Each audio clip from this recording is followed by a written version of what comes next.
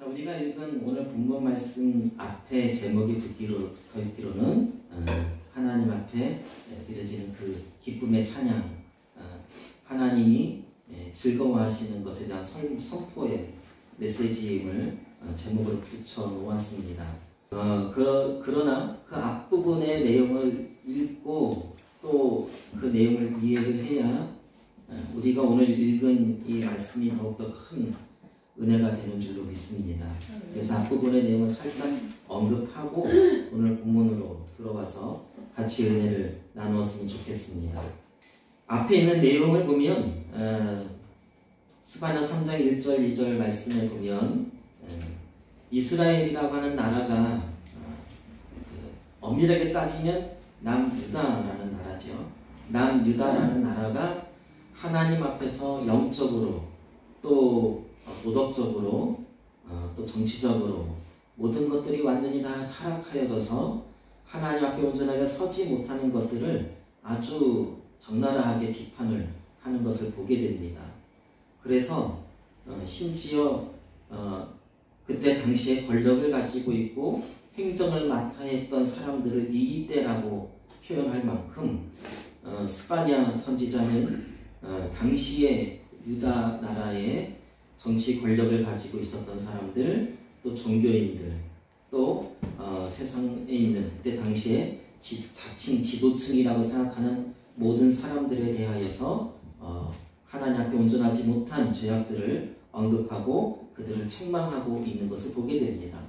그러므로 인해서 하나님이 크게 노하심으로 말미암아 결국 유다 나라가 멸망당할 것을 예견하고 있습니다. 이제 스바냐 선지자가 예언한 내용의 주된 내용입니다. 앞부분의 내용이 그렇습니다.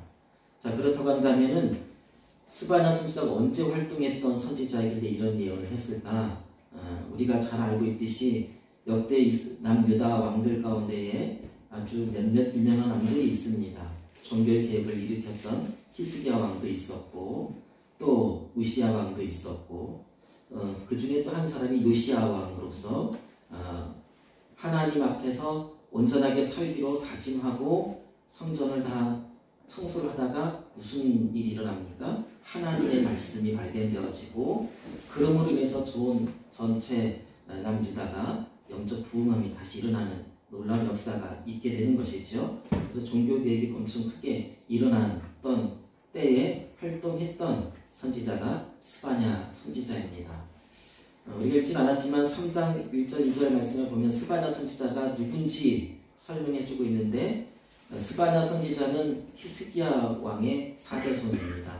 그리고 어찌 보면은 누구예요? 왕의 피가 흐르고 있는 그런 왕손입니다. 그런데 스바냐는 왕이 되지 아니하고 선지자로 하나님 앞에 부름을 받아서 하나님의 말씀을 선포했던 선지자로 활동을 했었습니다.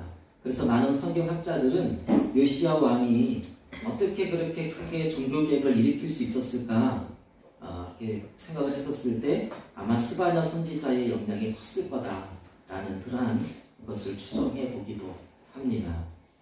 다시 오늘 본문으로 돌아와서요. 스바냐 선지자는 그때 요시야 왕 초기에 그러니까 왕을 즉위하고 나서 종교개혁이 일어나기 전에 많은 이스라엘, 남유다 나라 백성들이 영적으로 타락했던 면들을 지목하면서 또 지적하면서 하나님 앞에서 이렇게 살다가는 언젠가는 하나님이 이 나라를 멸망시키실 거다라고 예언을 합니다. 그걸 아주 적나라하게 표현을 해요. 그래서 포로로 끌려가게 될 것과 또 결국 바벨론이라는 나라는 언급되어져 있진 않지만 그 지역에 있는 나라에 의해서 멸망하게 될 것을 예언을 합니다.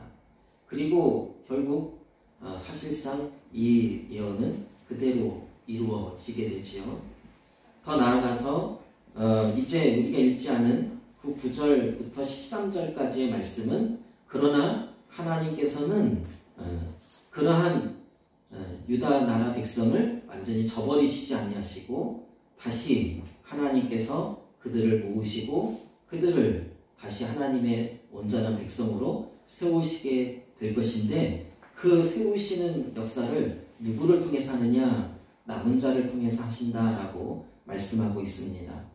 즉 모든 죄로 말미암아 모든 백성들이 하나님 앞에서 심판을 받게 될 것이지만 그러나 그 중에 일부 남은 자들이 있게 될 것이고 그 남은 자들은 하나님을 정말 온전히 섬기고 하나님만을 의지하는 백성이 될 것이며 그들로 말미암아 다시 하나님의 나라가 더욱더 온전하게 세워지게 될 것임을 예견하고 있습니다. 그러면서 이제 오늘 14절부터 20절까지의 말씀을 통해서 하나님이 구체적으로 그들을 통해서 어떻게 역사하실 것이고 또 그 역사하심을 통해서 하나님이 그들을 향해서 어떠한 마음을 가지고 계시는지 부분을 우리가 같이 은혜를 나누었으면 좋겠어요. 제가 주중에 새로운 단어 하나를 배웠습니다. 이게 젊은 아이들한테는 이게 익숙한 단어인데 저 50대인 저로서는 아주 생소한 단어였는데 국룰이라는 단어 들어보신 적 있어요? 국룰. 나는 처음에 국물인 줄 알았어. 뭐 마시는 국물 그러길래 야 국물이 뭐야? 그랬더니 국물이 아니래. 국룰이래. 룰. 국룰. 국룰이 뭐냐면요. 여러분 치킨을 먹을 때는 뭐가 이렇게 땡깁니까? 맥주. 맥주. 여기서 이제 영적인 수준이 나와요. 저는 콜라가 생각이 납니다. 치킨에는 뭐가 진리야. 그런 게 있죠. 그게 국룰이에요. 그게 국룰. 그래서 인터넷상에 보면은 치킨을 먹을 때 이거를 마시는 게 국룰인가요? 이런 질문이 있어요. 그게 국룰이에요. 이해가 되시죠? 국룰. 어디 가서 국물 얘기는 하지 마시고요. 국룰. 그런 게 있어요. 제가 그 말을 왜 말씀드리냐면은 이스라엘이라고 하는 이 나라는 국룰 같은 그러한 어떤 개념이 있었어요. 바로 뭐냐? 하나님이 이스라엘 우리나라를 선택하셨기에 우리나라는 절대로 망하지 않는다. 망하지 않는다. 아멘. 그게 이스라엘의 진리 아닌 진리. 왜냐하면은 하나님이 분명히 말씀하셨거든요. 내가 너희를 영원토록 지키겠다. 너는 나의 백성이 되고 나는 너의 영원한 하나님이 될 것이다. 그런 약속을 주셨기 때문인지는 몰라도 이스라엘 백성들 마음속에는 항상 그 물처럼 우리는 어떻게 살든지 간에 하나님이 우리나라를 보호하사 절대로 망하지 아니하는 나라, 그게 바로 자칭 그들이 생각하는 이스라엘이라는 나라였다라는 겁니다. 그런데 하나님께서는 계속 선지자들을 통해서 너희들 그런 식으로 살면 하나님이 너희들을 버리실 거야. 언제까지 하나님을 실망시킬 거냐? 빨리 돌아와라. 그러한 예언을 그렇게 했어도, 메시지를 전달했어도 이스라엘 백성들이 돌아오질 않았어요. 결국 남북이 분단되어졌을 때, 분단되어진 채로 북쪽은 먼저 멸망을 당하죠. 북이스라엘은 아시리아라는 나라에 의해서 멸망을 당하고 그 뒤에 남유다는 바벨로니아라는 나라에 의해서 멸망을 당하게 됩니다. 그러므로 말미암아서 이스라엘 백성들이 생각하기를 그 국룰, 우리 자칭 스스로 생각했던 변치 않을 진리와 같은 그러한 것들이 진리가 아니구나 라고 생각을 했던 겁니다. 하나님을 향해서 실망을 한 것이죠. 지난 금요일이었나요? 우리 금요기도회 끝나고 제 안사람이 제가 강도사고시 몇 번 떨어졌었어요. 한두 번 떨어지는 건 괜찮은데 3번까지 떨어졌었어요. 그만큼 제가 머리가 나빠서 그랬는지는 몰라도 하나님이 저를 그렇게 공부를 시키셨던 것 같아요. 두 번째 떨어졌을 때는 분명히 저도 그렇고 당시 좀 분위기도 그렇고 제가 열심히 또 공부를 했거든요. 그러니까 나름 제 스스로는 이번에 공부가 좀 잘 됐으니까 이번엔 될 거야 라는 확신도 있었고 근데 뚝하니 떨어졌어요. 그래서 제 안사람이 하나님 한 번도 나를 실망시키신 적 없으시고 그 찬양을 안 부르기로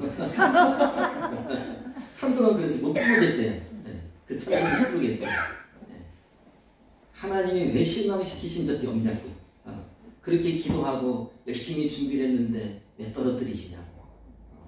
그런 나름 하나님과의 관계 속에서 여러분 혹시 실망된 적 있어 본 적 없으세요? 아, 왜 저 사람 기도는 잘 들어주시는데 내 기도는 안 들어주셔? 나는 왜 맨날 이래? 그러한 하나님과의 관계성 속에서 누구에게 말 못하는 나름대로 하나님과의 관계 속에서 좀 실망되어졌던 것들이 있지 않습니까? 이게 유대 나라가 그런 일이 있었다는 거예요. 언제요? 유대 나라가 멸망을 당하면서 멸망을 당하면서 하나님 영원토록 지켜주시겠다면서요. 그런데 왜 우리가 이렇게 포로로 끌려가서 바벨론 포로로 끌려가서 그 노예의 삶을 살면서 고통스럽게 지내야만 합니까? 그러한 일들이 일어났던 것이죠. 그러면서 그들 마음속에는 우리가 어떻게 해야 다시 그 하나님의 사랑을 회복할 수 있을까? 그러한 생각들을 할 수밖에 없었던 거예요. 내가 뭐를 잘못했지? 어떻게 해야 하나님의 사랑을 다시 회복할 수 있지? 그러한 고민과 그러한 그 갈등들이, 내적인 갈등들이 엄청나게 있었던 것이지요. 이것은 후에 일어날 일입니다. 그 이후에, 그러니까 스바냐 선지자가 지금 예언하고 있는 이때가 아니라 이후에 일어날 일입니다. 그런데 그것을 미리 하나님께서 보여주시고 스바냐 선지자가 그것을 보고 지금 이스라엘 백성들에게 책망하면서 이렇게 되기 전에 빨리 돌아와라, 그 메시지를 전달하고 있는 내용이에요. 그러면서 이제 스바냐 3장 14절부터 20절까지는 회복시키심으로 인해서 하나님이 누리시는 그 기쁨과 은혜를 우리들에게 소개해주고 있는 것을 보게 됩니다. 자, 이제 다시 오늘 본문 14절부터 보도록 하지요. 시온에 따라 노래할지어다. 이스라엘아 기쁘게 부를지어다. 예루살렘 따라 전심으로 기뻐하며 즐거워할지어다. 이것은 하나님께서 이루실 구원을 바라보면서 하나님의 스바냐 선지자가 그 광경을 보고 찬양하는 찬양의 내용입니다. 하나님이 이루실 구원을 보니까 찬양하지 않을 수 없는 거예요. 그러므로 인해서 그 고백을 지금 하고 있는 거예요. 그러면 그렇게 찬양할 수밖에 없는 그 이유에 대해서 이제 15절부터 언급이 되어져 있습니다. 15절 말씀을 같이 보도록 하지요. 성경 다 닫지 않으셨지요? 네. 15절 말씀 우리 큰 목소리로 천천히 같이 읽도록 하겠습니다. 시작. 여호와가 내 형벌을 제거하였고 내 원수를 쫓아냈으며 이스라엘 왕 여호와가 내 가운데 계시니 내가 다시는 화를 당할까 두려워하지 아니할 것이라. 아멘. 자, 여기서 보면은 이제 너희의 모든 수치와 그 모든 것들을 어떻게 하셨대요? 다 제거했다는 거예요. 네. 예. 그러니까 그들의 죄로 말미암아서 바벨론의 포로로 끌려갔던 그 수치스러웠던 것들, 그러므로 인해서 바벨론의 포로로 끌려가 노예의 삶을 살면서 느꼈던 그 모든 수치들을 다 어떻게 하셨다고요? 다 제거하셨다는 거예요. 그러면서 하나님이 다시 말씀하셔요. 이스라엘의 왕이라고 말씀하셔요. 난 너희들의 왕이야 라고 말씀하셔요. 나는 너희를 즐거워할 거다. 나는 너희 가운데 있을 거다. 그러니까 이스라엘의 왕이 예전에 바벨론 포로로 끌려갈 때는 안 보였단 말이에요. 전혀 느껴지질 않았던 거예요. 이스라엘 백성들의 입장에서 봤었을 때는 하나님 영원토록 우리를 지켜주신다면서요 했는데 보이질 않았던 거예요. 그때는 안 보였던 거예요. 그런데 이제 그 포로로 끌려가서 노예의 삶을 살고 있는 그들에게, 그 남은 자들에게, 아무것도 없는 그러한 자들에게 이제 하나님이 다시 말씀하시는 거예요. 나는 너희의 왕이야. 나는 너희 가까이 있을 거고 너희 가운데 있을 거야. 그러니까 너희는 이제 뭐 하라고요? 기뻐하고 즐거워하고 하나님을 찬양해야 돼 라고 말씀하시는 거예요. 이게 오늘 15절 말씀인 겁니다. 하나님께서 우리들의 삶의 현장 가운데 찾아오셔서 우리 가운데 있다는 게 얼마나 큰 은혜인지 우리는 매일매일 느껴야만 합니다. 그런데 여러분 정말 주님이 우리와 함께 하심을 느끼고 또 그걸 누리면서 사시니까 우리는 그것을 느끼고 누리면서 살 의무도 있고 그러한 자유도 있고 그러한 권리도 있어요. 여러분 매일매일 기왕이면 매일매일 주님과 함께하는 주님이 내 삶 가운데 계심을 첫 번째로는 느끼고 두 번째로는 누릴 수 있었으면 좋겠습니다. 느끼기만 해서는 안 되고요. 누려야 돼요. 그러한 삶을 살아가는 좋은 방법이 뭔지 아십니까? 아침에 일어나서 제일 먼저 누구를 찾으면 돼요? 주님을 찾으면 돼요. 그리고 그의 음성을 들으면 돼요. 그게 쉽게 뭡니까? 그게 큐티예요. 아침에 일어나서 나의 삶을 시작하기 전에 주님의 음성을 듣는 거예요. 그러니까 주님의 음성을 듣는다라고 그러니까 무조건 성경책을 펴는 것만 생각을 해요. 주님의 음성을 들으려면요, 내 귀를 열어야 되잖아요. 내 귀를 여는 작업이 뭔지 아세요? 기도예요. 여러분, 기도하면 이런 생각들을 하셔야 돼요. 많은 사람들이 기도하면 내가 나의 모든 구할 것, 내가 기도할 제목들을 다 이렇게 써놔가지고서 그냥 그것을 하나 빼놓지 않고 다 일일이 해야 하나님이 나의 음성을 들으시고 어떻게 역사를 해주시는 그러한 것이 기도라고 생각을 해요. 기도는 그것만이 기도가 아닙니다. 기도는 무슨 작업이냐면 하나님의 음성을 듣고자 준비하는 작업이에요. 그 준비하는 작업이 기도예요. 그래서 기도를 하면 할수록 어떻게 되냐면요, 하나님의 음성에 더 귀를 기울여요. 더 무릎을 꿇게 돼요. 더 겸손하게 돼요. 어떻게 하면요, 기도를 하면 할수록 그렇게 돼요. 여러분, 기도 많이 했다는 분들이 막 고개가 뻣뻣하게 다니시면은 그런 생각을 하세요. 당신은 간구하는 기도만 했군요. 하나님과 만나는 기도를 잘 못하셨군요. 라고 생각하시면 돼요.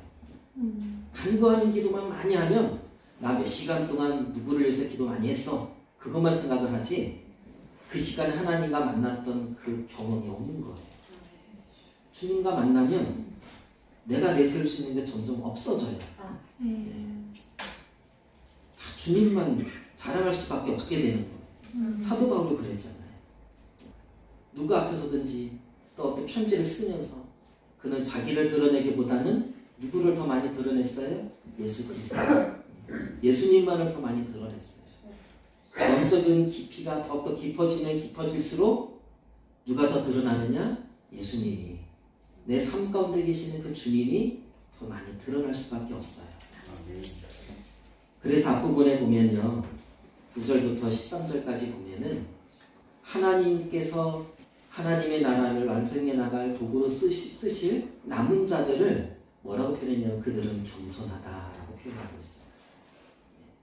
왜 그들이 겸손해질 수밖에 없었을까? 첫 번째 이유는 포로로 끌려가 나라가 망했으니 남은 게 뭐가 있겠습니까? 그러니 세상을 의지할 것이 아무것도 없어요. 그래서 겸손해질 수밖에 없는 겁니다. 세상에 의지할 수 있는 것들, 눈에 보이는 것들이 아무것도 없었던 거예요. 그러니 오직 누구만을 봐요? 주님만을 볼 수밖에 없는 거예요. 그래서 하나님은 그 영혼들을, 그 남은 자들을 그들은 겸손하다라고 표현을 하고 있어요. 그게 이제 15절 이하 16절에 계속 언급되어져 있습니다. 그들은 겸손하고 하나님만을 바라보는 그러한 은혜의 자리로 나아가게 됩니다.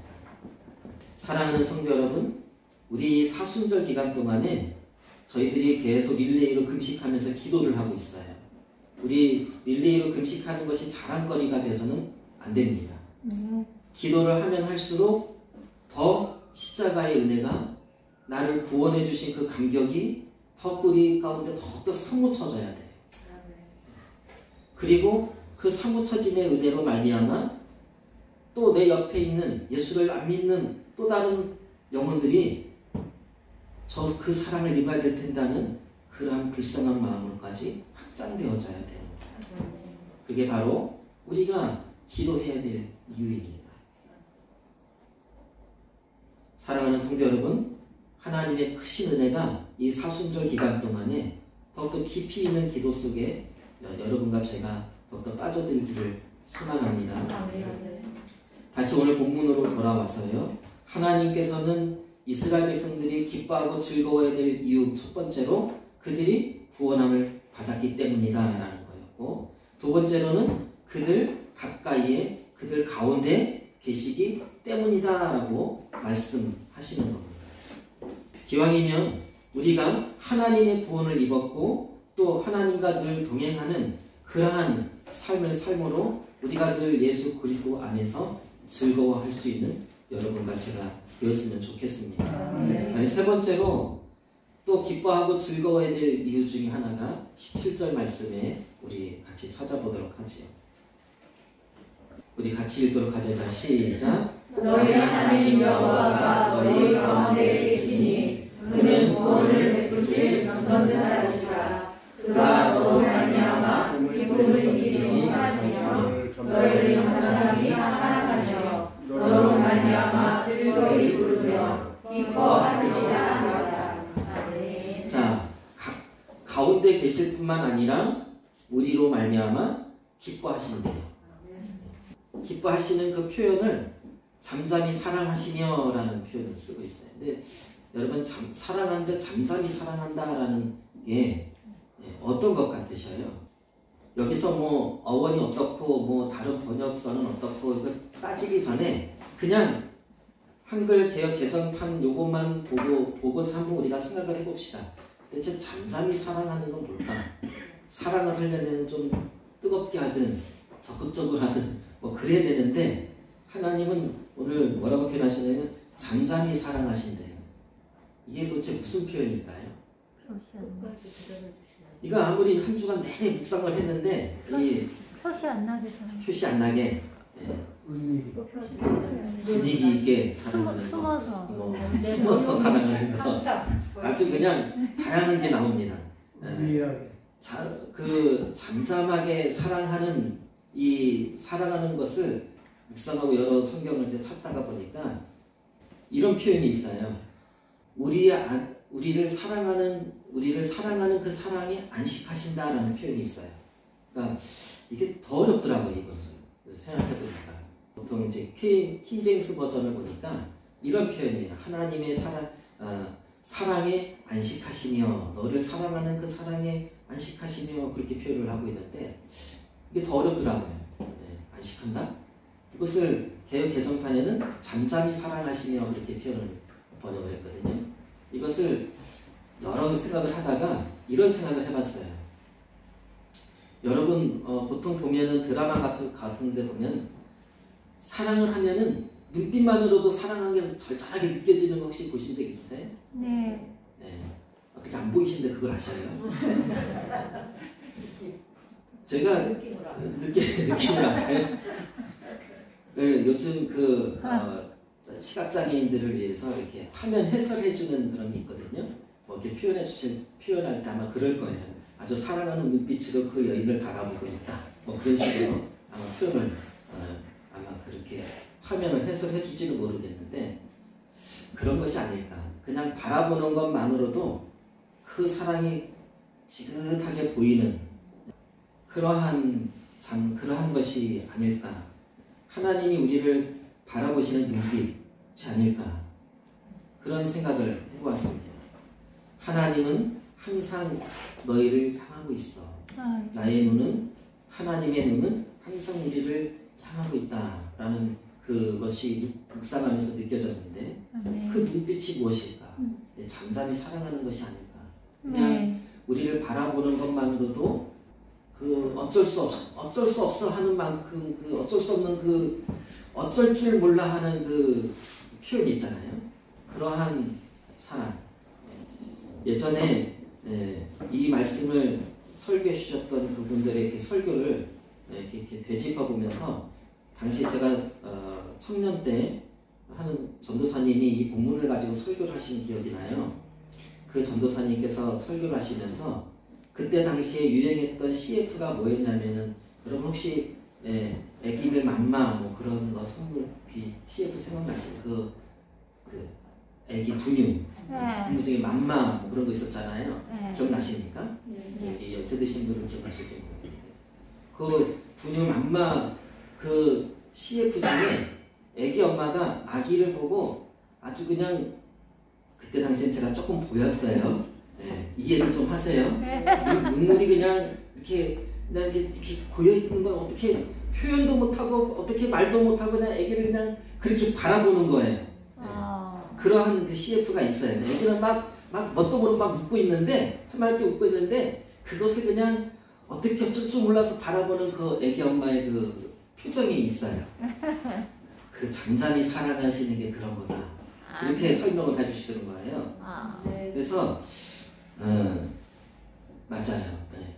어떻게 어쩔 줄 몰라지만 어떻게 이렇게 아기를 안았다가는 부셔질 것 같고 어떻게 할 줄도 모르는 그 상황 속에서 그 아기를 사랑하는 눈빛으로 바라보는 그 엄마처럼 하나님이 우리를 잠잠히 사랑하시며라는 게 그런 표현입니다.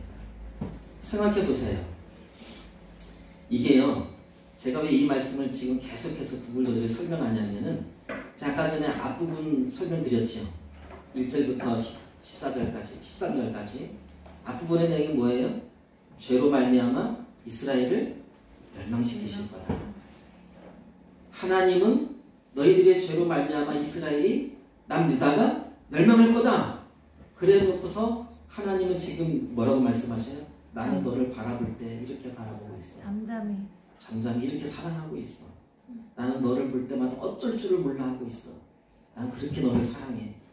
그렇게 지금 설명하고 있는 겁니다. 앞뒤가 안 맞잖아요. 네.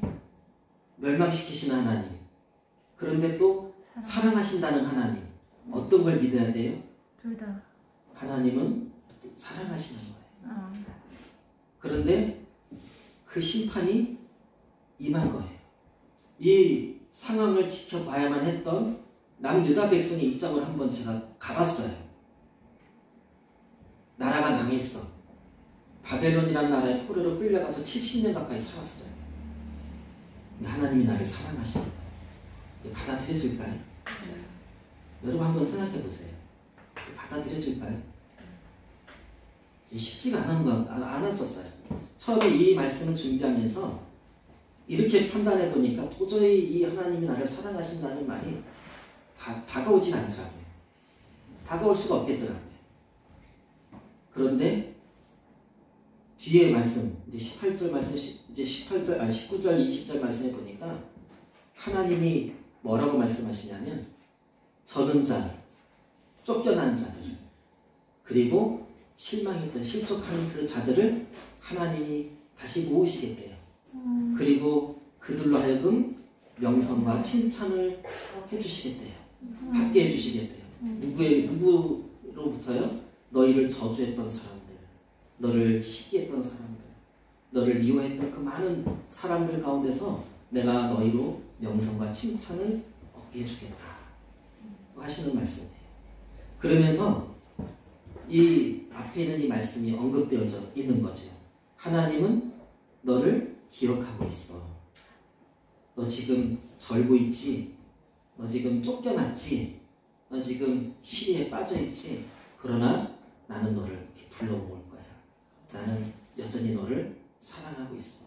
너가 죄를 지었기 때문에 이렇게 나라가 망해서 너 이렇게 노예로 끌려갔지만 그러나 나는 여전히 너를 사랑하고 있어. 그 표현인 거예요. 그러니까 죄 가운데 말미암아 허덕였고 그러므로 말미암아 하나님의 심판이 인해서 고통 가운데 있던 그 심령들을 하나님이 다시 불러 모으신다는 거예요. 다시 회복시키신다는 거예요. 십자가가 무엇입니까? 잘 살고 있었던 사람, 또 그 사람들을 위한 십자가이기도 하지만 그러나 죄로 말미암아 허덕여서 내가 내 이 연약함 때문에 더 이상 살고 싶지가 않네 하는 그 사람들을 위한 것이 십자가인 겁니다. 주님은 그들을 위해서 피를 흘리셨어요. 나의 연약함 때문에, 나의 부족함 때문에 내가 이렇게 살아도 되나? 그것 때문에 고통하고 힘들어하는 그 영혼들에게 십자가가 임하는 거예요. 십자가의 은혜가 임하는 거예요. 그 하나님의 사랑이 임하는 거예요. 바벨론의 포로로 끌려갔던 그 영혼들에게 주님의 사랑이 임했던 것처럼 나는 너희 가운데 있다. 나는 너희의 영원한 왕이다. 라고 말씀하시는 것처럼 오늘날 21세기를 살아가는 우리들에게 똑같이 말씀하고 계시는 거예요. 너 연약하지? 너 부족하지? 그렇지만 나는 너를 지금도 사랑하고 있어. 나는 너를 바라볼 때마다 어쩔 줄을 몰라서 지금 어떻게 할 수가 없어. 지금 그렇게 말씀하고 계시는 거예요. 네. 우리 연약하다고 느끼시는 분들 계십니까? 또 그것 때문에 팔을 쭉 처져가서 그냥 오늘 16절 말씀에 나오는 것처럼 두려워하지 말아라. 너의 손을 발끝으로 떨어뜨리지 말아라. 라고 하시는 하나님께서 그런 말씀을 하시거든요. 그 말씀을 하시는 이유가 무엇이냐면 나는 너를 여전히 지금 사랑하고 있어. 나는 내 하나님이야. 너의 가운데 있을 거야. 나는 잠잠히 사랑하고 있어. 다른 사람들은 너로 말미암아 실망했을지라도 나는 너로 말미암아 지금도 즐거워하고 있단다. 너의 존재만으로도 즐거워해. 그러시는 거예요. 사랑하는 성도 여러분, 이 십자가의 은혜, 그 주님의 사랑의 은혜가 이 사순절 기간 동안에 잊혀지지 않았으면 좋겠어요. 그래서 기도하시면서 내가 왜 금식을 해야 돼? 그런 것보다 그 사랑을 생각해 보니까 너무 감사해서 그냥 기도하는 것만으로 시간을 보내다 보니 어떻게 굶어졌네? 그렇게 갈 수 있을 만큼 그러한 깊이 있는 기도의 시간, 또 그러한 깊이 있는 영적인 교제 안에 있기를 소망합니다. 주님의 놀랍고 크신 사랑의 은혜가 이번 한 주간 동안, 이 사순절 기간 동안 늘 충만하시기를 예수님의 이름으로 축원합니다. 우리 찬송